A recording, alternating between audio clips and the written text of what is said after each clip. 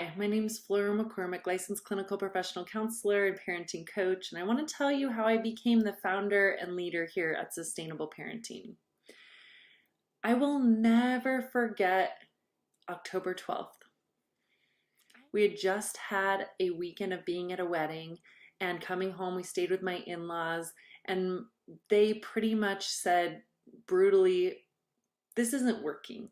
Your kids don't listen. They're constantly having tantrums and upsets.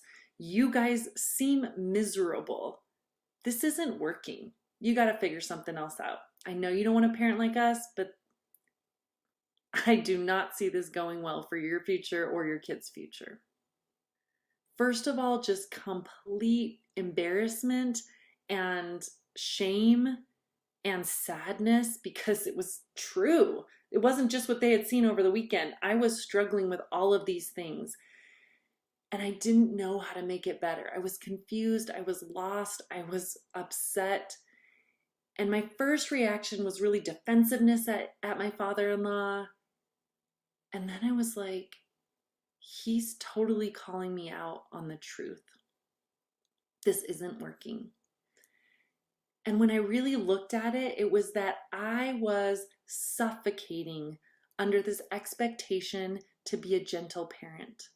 I felt like all of the education I'd gotten in my counseling background and in parenting books was so heavily leaned into validating the child and supporting their needs. And I was so afraid of crushing my child in some way that I was missing a leg. I was standing on a ladder that only had one side. I was fully falling flat.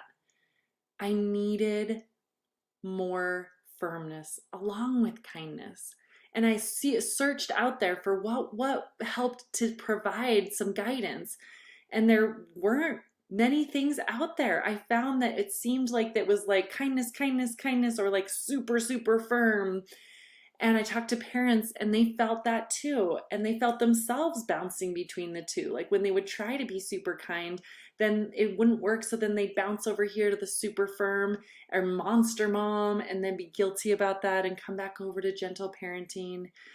And I felt that too. That's what I was doing too. I can remember I decided when my father-in-law had that talk with me October 12th, I wasn't going to stay suffocating or bouncing ping pong between kind and monster. I wanted to find an aligned middle place of kindness and firmness at the same time.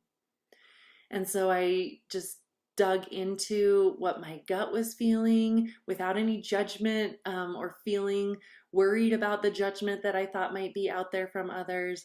I listened to the gut.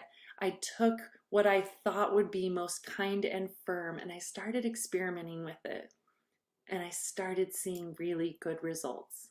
I started seeing my child listening. I started seeing tantrums and in 2 minutes instead of 25 minutes. I started seeing that we could go to public places and have them be able to play well with others and with each other as siblings.